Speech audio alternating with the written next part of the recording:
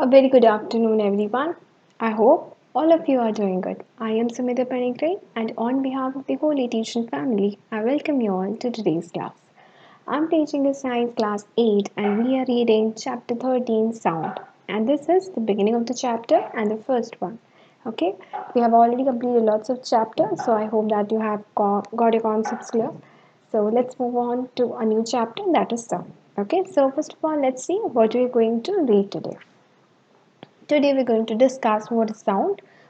We are going to have an introduction to that of waves and we will be reading about wave and particle motion of waves. Alright, let's start. The first thing is sound. Now बताओ sound क्या होता है सबको पता है कि sound क्या होता है कोई बता सकता है मेरे को कि actually what is sound?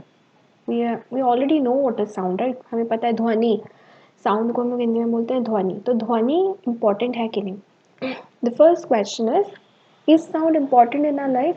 To the very appropriate answer, definitely.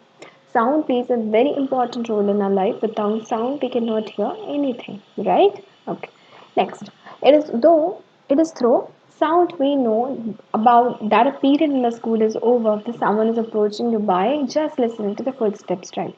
So whenever we are in a school, right, and when the bell rings, that bell rang, that now you're going to have your next period or now you're going to have so-called tiffin break or something like that. What we actually do, how we know that we are going to have a break right now, just by listening to that bell sound. So it comes from that sound. Okay, vibrating objects produce sound. Now there are so many vibrating objects. Now how sound is produced, we'll be reading in detail, but the first thing that I'll be telling you, vibrating objects produce sound. How sound is produced? Whenever the bellman rings the bell, we actually hear the sound. And how the bell is rang? Just by that of keeping a stick along with that of the bell.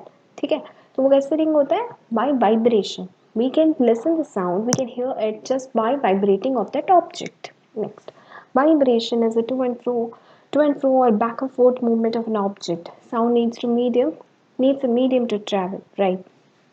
Vibration जो होता है whatever vibration we listen to that, जो भी हम vibration सुनते हैं हमारा bell का, वो कैसे होता है टू एंड फ्रो मूवमेंट होता है, ठीक है, आगे पीछे या ऊपर नीचे. So through that a particular object vibrate होती है और वाइब्रेशन होने के लिए कोई भी साउंड जो होता है उसको एक माध्यम चाहिए होता है मूव करने के लिए. तो हम जो भी साउंड सुनते हैं बेल का हो या किसी के आने का, that happens just because the sound is propagating through medium called as air. Air available है तो एयर के थ्रू ही हमारा साउंड जो होता है ट्रैवल करता है. Okay, next. सो जो एयर होता है, सॉरी साउंड जो होता है वो वैक्यूम में ट्रैवल नहीं कर सकता, ठीक है, तो साउंड को एक प्रोपगेशन एक मीडियम चाहिए जिससे कि हम ध्वनि को सुन सकते हैं और वो मीडियम हम जो सुनते हैं that is air.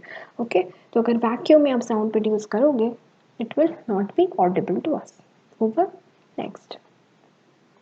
The first thing is introduction to waves. Now, what is introduction to waves? अब हम wave के बारे में पढ़ेंगे. तो sound is produced by vibrating object. As I already told कि हम जो bell सुनते हैं, हमारे जो बजाते हैं जब भी हमारा break होता है, वो इसीलिए सुनाई देता है हमें क्योंकि वो bell vibrate होता है.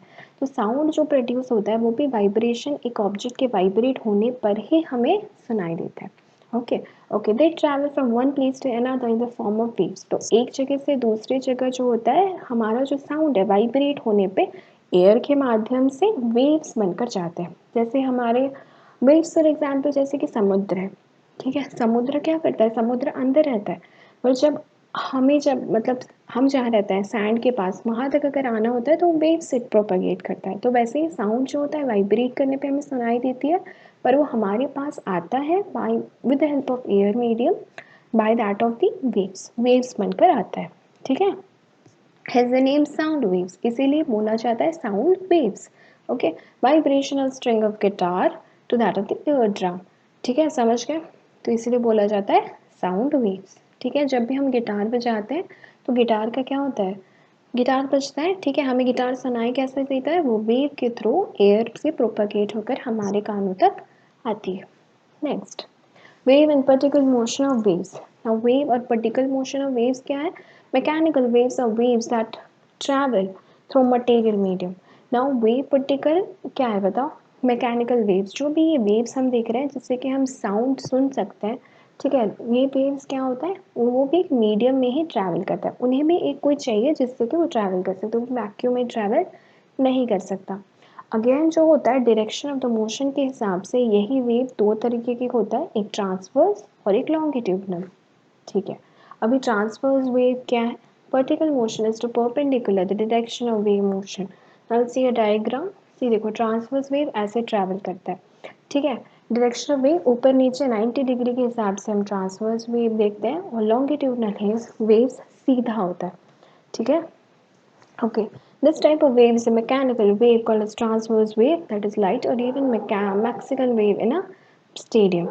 तो यहाँ पे क्या होता है बताओ, particle motion is to perpendicular the direction of the wave motion, ये basically 90 डिग्री में ये travel करता है, ठीक है, और light जो होता है ये ऐसे travel करती है। Next है आपका longitudinal wave, ये सीधा travel करता है, it's a parallel हिसाब से हमारी waves के travel करती है, मतलब particle movement, ठीक है, पर्टिकल मूवमेंट और direction of the wave 90 degree होता है in case of transverse, whereas in case of longitudinal आपका पर्टिकल का मूवमेंट और वेव का मूवमेंट पैरेलल होता है, ठीक है। इसको मैकेनिकल वेव बोलते हैं, स्लिंकी फॉर एग्जांपल, जैसे कि फॉर एग्जांपल वो जो हमारा जो लगा रहता है स्प्रिंग जो होता है लॉन्गिट्यूडनल वेव होता है, बाकी लाइट वगैरह जो होता है, लाइट का मूवमेंट जो होता है दैट इज 90 डिग्री मटेरियल, जबकि हमारा वेव जो होता है वो 90 डिग्री पे मूव करता है, समझ गए।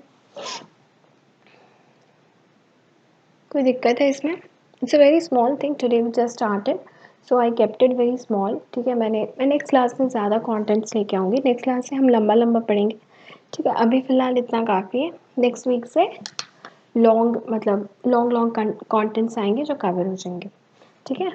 सो we read about sound, that is sound is very important, and how sound actually travels, it vibrates, एक चीज़ वाइब्रेट होने पे ही हमें साउंड की सुनाई देती है, चाहे वो बेल रिंग हो, फुट स्टेप्स हो या कुछ भी हो, ठीक है। साउंड को मूव करने के लिए एक मीडियम चाहिए, जैसे कि फॉर एग्जांपल एयर, वैक्यूम में साउंड ट्रैवल नहीं कर सकती।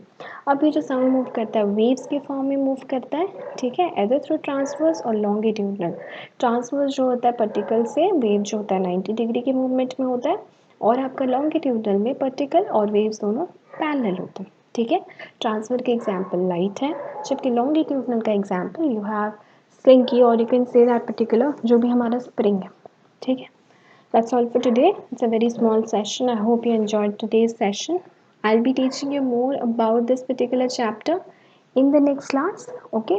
तो आज मैंने बहुत छोटा सा इंट्रोडक्टरी क्लास रखा, अगले से हम ज़्यादा ज़्यादा कॉन्टेंट्स कवर करेंगे और जल्दी से चैप्टर्स धीरे धीरे कवर कर लेंगे. All right. So I'll be seeing you next in the next session. Till then, have a good day. Keep smiling, and yes, don't forget to like, share, and subscribe. और ज़्यादा से ज़्यादा share करो, ठीक है. So see you next in the next class. Bye.